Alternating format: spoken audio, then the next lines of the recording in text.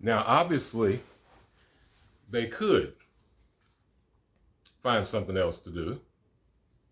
That's not the question. The question is not whether or not they can find something else to do. The question is not whether or not they can be re educated or upgrade their education. That's not the question. The question is, can they get a job that can replace the one they lost in terms of benefits, in terms of rate of pay, even the distance of where that job may be? Can all those things be replaced? Because that's what has to be replaced. You know, if you're fully vested at a job and you're getting the maximum amount of vacation time, the maximum amount of sick days, the maximum amount of personal days, and you've been there long enough to where you're at the top tier pay, you're not going to get another job and just pick right back up where you left. You're not. You're going to get whatever the starting pay is of that particular job, and you're going to have to work your way back up, and that takes time. The problem is now your bills are right in line with what you were making before. Your lifestyle is customized to whatever your pay was, whatever your pay scale was. That's everybody. Everybody lives that way. That's not something that only happens to certain people. That's not something that only happens to irresponsible people or anything silly like that. No, that's just life. That's what people do.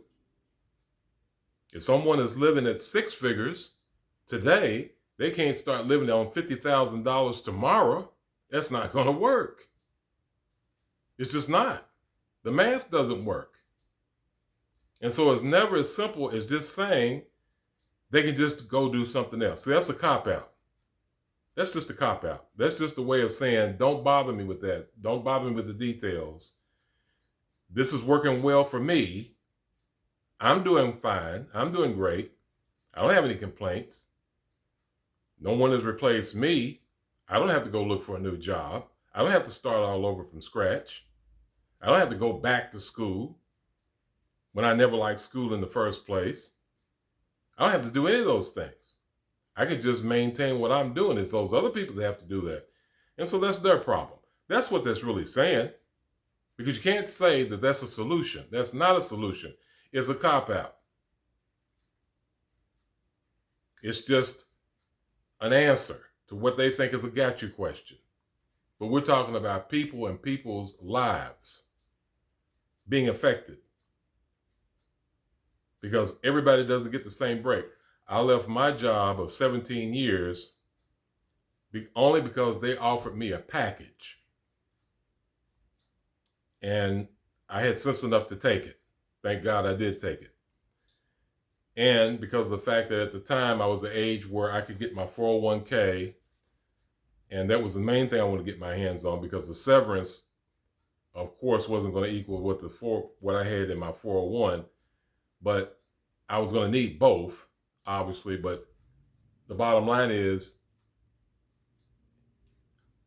I had to, if I had not been in the position I was in, I would have been really hurt. Fortunately, they did give us advance warning that they were going to do what they did. And I got out of debt. I became debt free because of the things that I learned about capitalism, debt, and things like that. I became debt free. And to this day, I'm still debt free. So I only had utilities to pay for. I have no credit cards. To this day, I don't do credit anymore. Got out from up under that. I got a debit card, but no credit card. Unfortunately, my wife still has some credit cards, but that's a whole nother story. But I don't have any. And so I was able to go ahead and take that package and leave the company because of the fact that, only because I was debt free. Had I been buried in debt, I don't know what I would have done, because definitely didn't want to go back to school at my age to upgrade my education. I was close to retirement age. So I didn't want to do that. And again, any place that I would have started, even if I had done all that, any place I would have went to, it means starting pay. I had gotten up, like I said, just like I said earlier, I had gotten to the maximum. I had gotten the maximum vacation pay, and I had banked vacation days. I didn't just have the maximum vacation time, I had banked vacation time.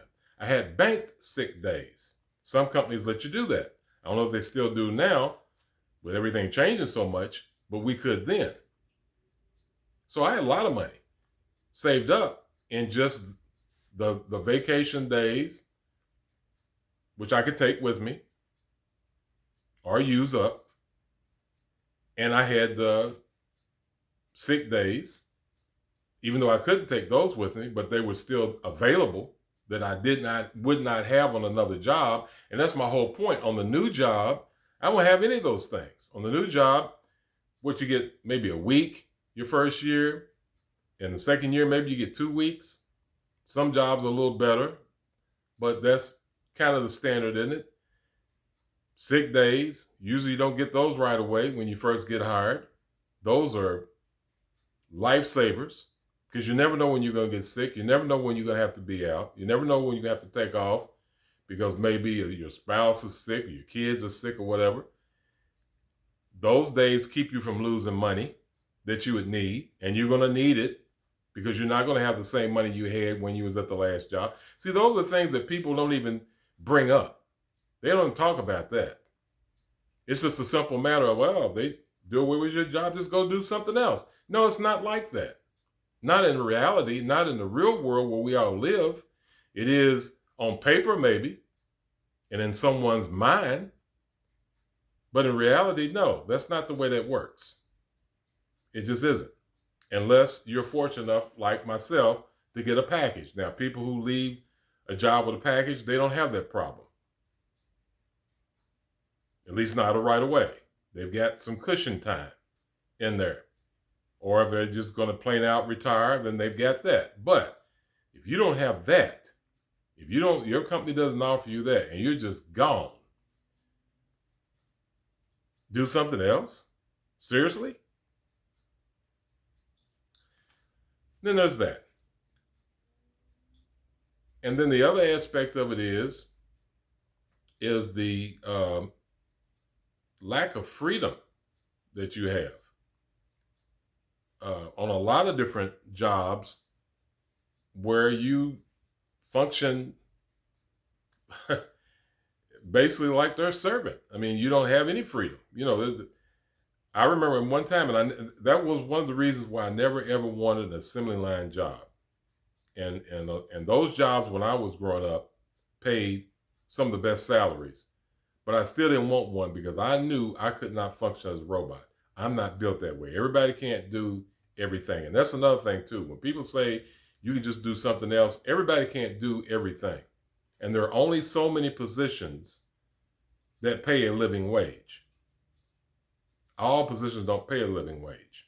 There are a lot of jobs that when people come out of college, they are not making a living wage when they first start working, even with a degree, because the jobs just don't start off paying that kind of money. And so that's something that you always have to take into consideration too, because they'll just say that. And I've worked with people. I've worked with college students, lots of them, when I was working. And I didn't have a degree, and they did. And I would ask them, once I would get to know them pretty well, I'm like, okay, I know why I'm here. I don't have a degree. Why are you here? Because, in the back of my mind, I'd be damned if I go and bust my butt to get a degree, as much as I don't like school anyway, and work that hard to get a degree and get the grades and keep my grade point average up and, and live in a dorm and eating ramen noodles and all that. And they come out and work beside somebody like me that doesn't even have a degree. That didn't make any sense to me. And guess what they told me? They said, the job that I have a degree in, the field that I have a degree in, if I were to get a job in that field, it wouldn't pay as much as what they're paying me here. You all start out more. They told me that to my face, and there was more than one. Wasn't no isolated case. There was plenty of them that told me that. And I knew it had to be something because I'm like, these people were all working and doing something that they didn't go to school for. None of them went to school for what we were doing. None of them. So, you have that aspect of it. And so, again, when I was getting back to what I was saying earlier, the one time that I did go work on the assembly line, and I didn't go to work on the assembly line then, I was actually a line technician. And the way they did things there, if the line had to be closed down, because sometimes the line would break down, the maintenance people couldn't fix what was wrong with the line. Rather than just send us home and we not get paid at all, they would send us to another line to work. And so on that line, I wasn't a technician. I'd have to just go in there and work with the workers and be on the assembly line. And that was my first time doing that. And I absolutely hated it. It was everything I thought it would be. I'm not a robot. It's robot work. It's tedious, repetitive work. I mean, after a while, you can basically turn your brain off and just do it by muscle memory. Literally. After a while, you can do the job basically just by muscle memory and not have to use your brain for anything at all. It's just, to me, it's the worst in the world. And then I had learned the lesson about the breaks. You couldn't take a break unless someone could break you. So here I am needing to go to the bathroom. I got to wait on somebody to give me a bathroom break. A bathroom break. And up until that point, I couldn't even imagine. I never had a job where I couldn't just take off when I wanted to and go to the bathroom.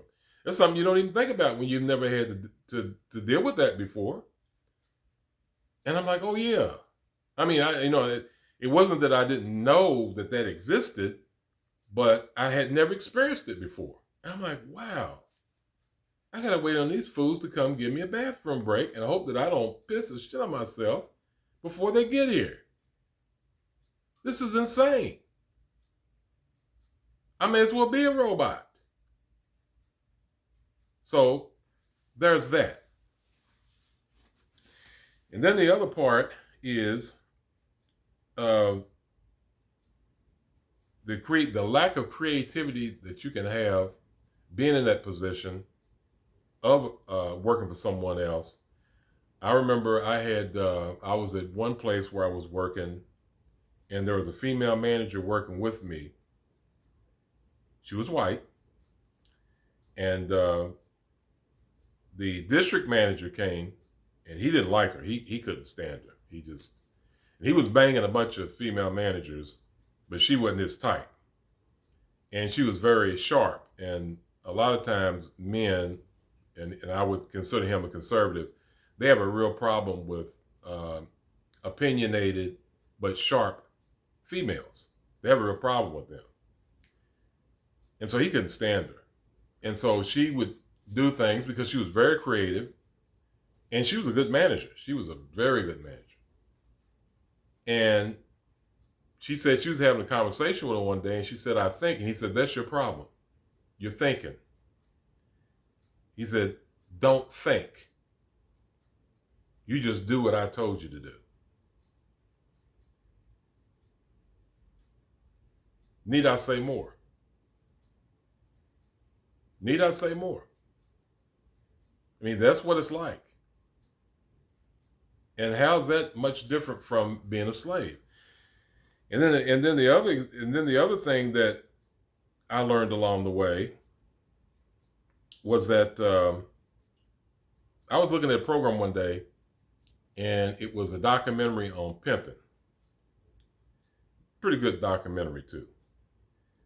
And so in the documentary, one of the pimps said, he was in barbershop talking, he's talking to the fellas and, he's going on being this big time pimp and, just really entertaining them, had them cracking up.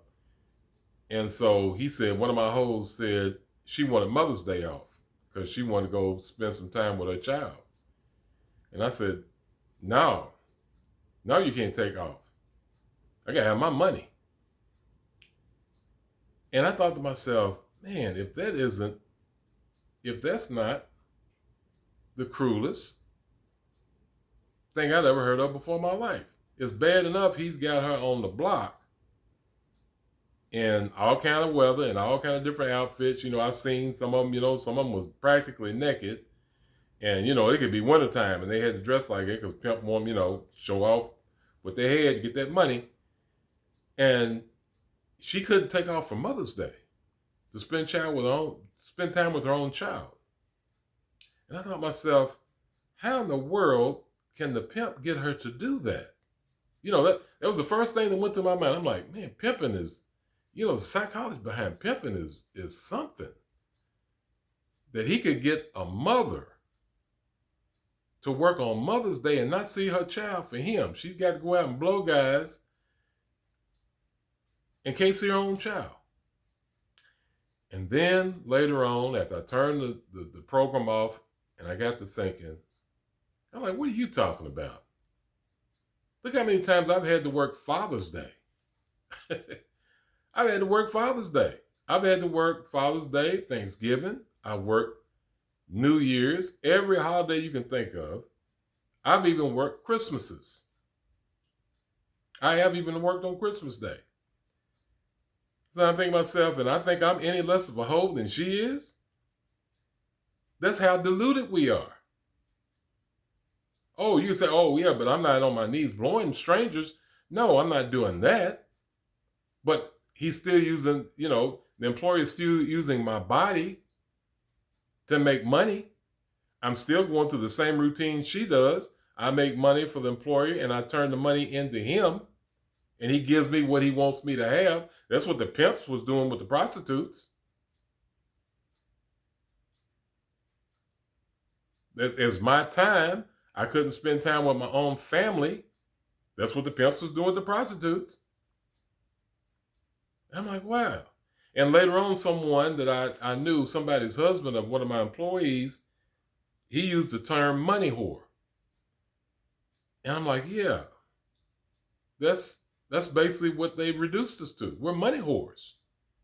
Because, I have worked outside in the cold, in the boiling hot sun. I worked up under all kinds of different conditions without air. I've worked in a incinerator when I was younger. This building that I worked at had a huge incinerator in the basement. I worked in that. And just ungodly amount of heat. We had to have salt tablets and a bucket of water, ice there at all time, in case you might almost pass out. I've done all that for money. So yeah, it's like I said, the whip was replaced by money, and debt was replaced the chains and the shackles. This is the only difference. That's the only difference. And the freedom that we have, or we're told that we have, it's not really what we think it is. It really isn't, because what are you really free to do at the end of the day? You're not free to just walk away from your responsibilities as far as your debt is concerned. You're not free to really not work. If you do, you're not going to have a roof over your head for very long. You're not going to have any food to eat. So what freedom? We're not free.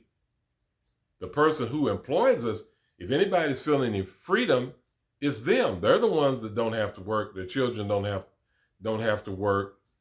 Their wives don't have to work. They can take vacations. And and that's another thing too.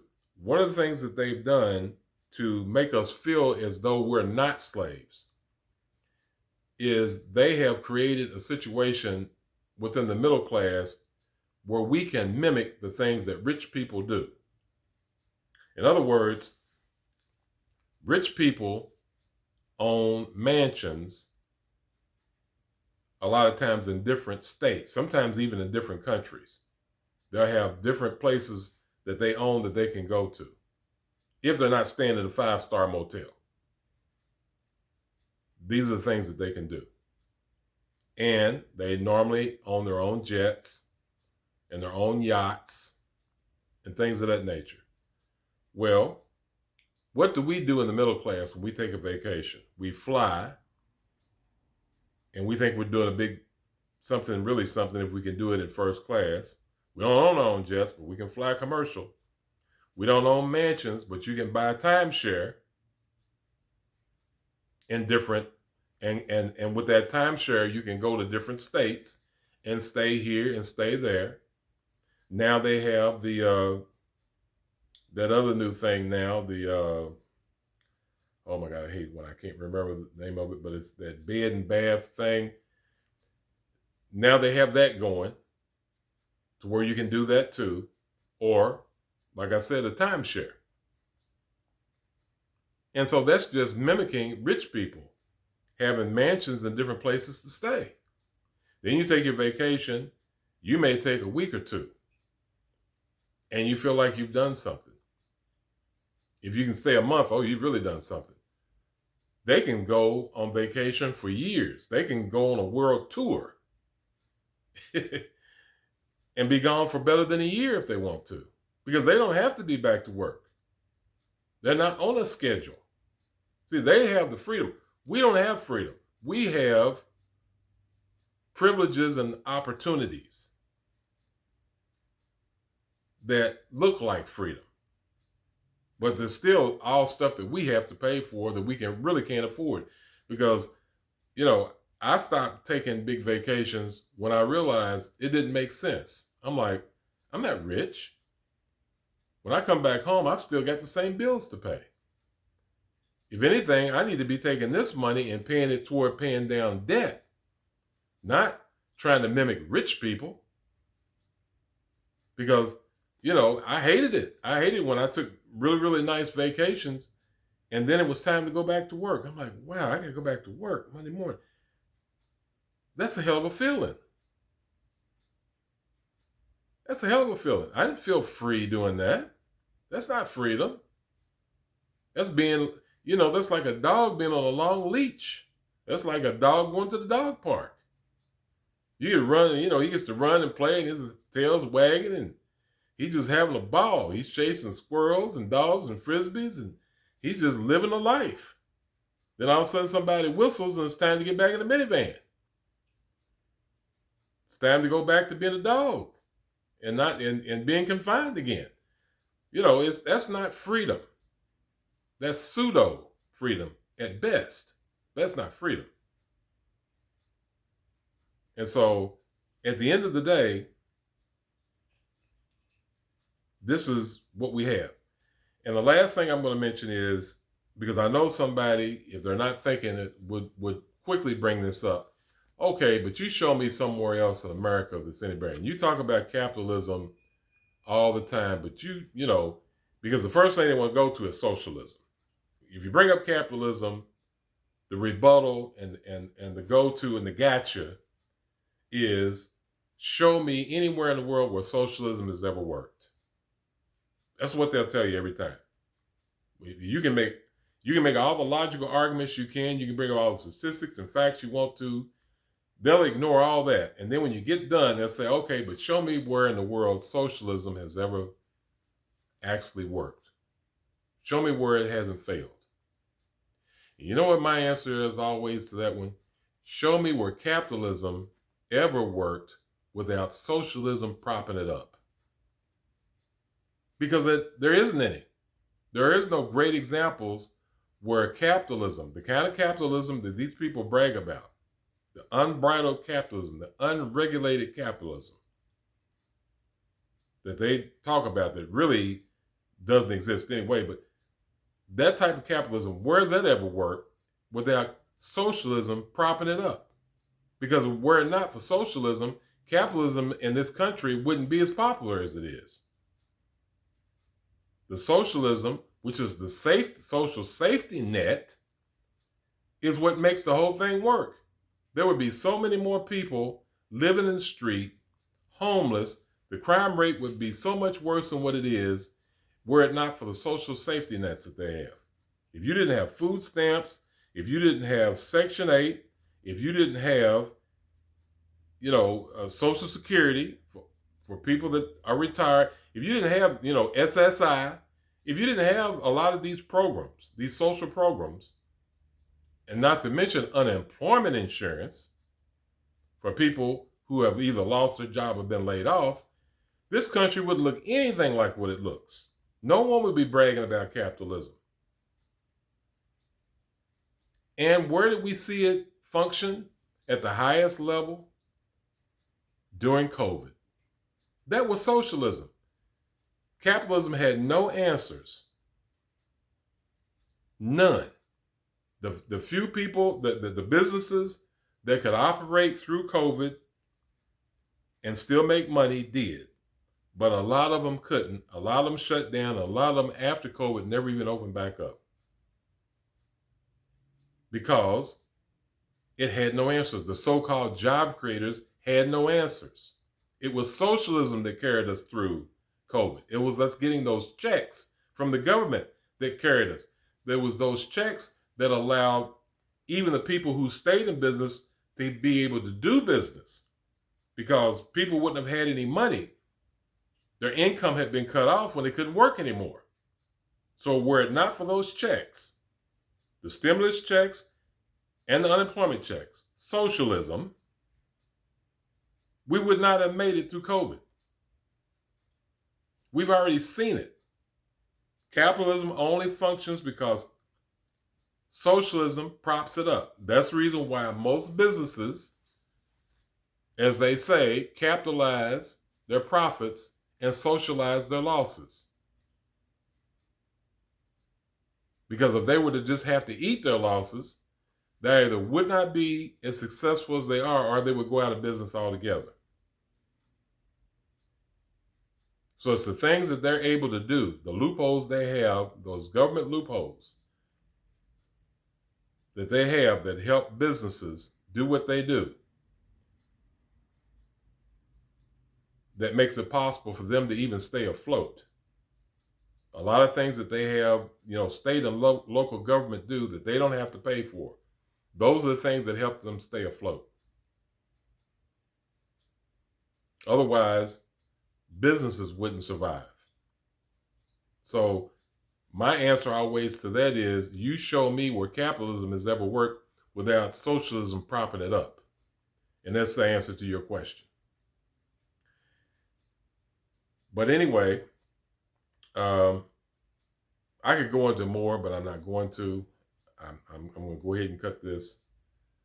But I just wanted to speak on that because, again, the question was brought up when Ye brought it up, when he said, made everybody so mad about saying, was slavery a choice? Well, obviously that slavery wasn't a choice, obviously. But the slavery we live in today is. And like I said, that is the slavery. Not being able to say what you want to say that doesn't have anything to do with being a slave. Signing a contract where maybe you don't have the sweetheart deal you thought you did as an entertainer or an athlete. And because you're bound to that contract for so many years, that doesn't make you a slave. You just simply enter into a contract that now you've got sour grapes about. Happens every day in business. That's just a part of business. That's the whole purpose of contracts. Somebody's going to, you're supposed to be coming to a point of where both parties, some type of a win-win scenario, but usually it's not. Someone's going to win and someone's going to lose in a contract dispute. That has nothing to do with slavery. Slaves don't live in mansions and drive Bentleys. They never did. And so you've got these, millionaire athletes and entertainers talking about, I'm a slave, but I'm a billionaire. And now I'm a slave because I can't say everything I want to say. Well, again, if the white people can't say everything they want to say and they're rich, what in the world would make you think you can as a black person? These are the same people who would quickly say every white person is a racist. And yet and still you really think you can say anything you want to say when white folks can't say anything they want to say? Does that even begin to make sense? Because it sure doesn't to me. It definitely doesn't to me. But anyway, I'm going to leave it right there. Again, I'd appreciate it if you leave a comment or like on my video, and I'll see you the next time.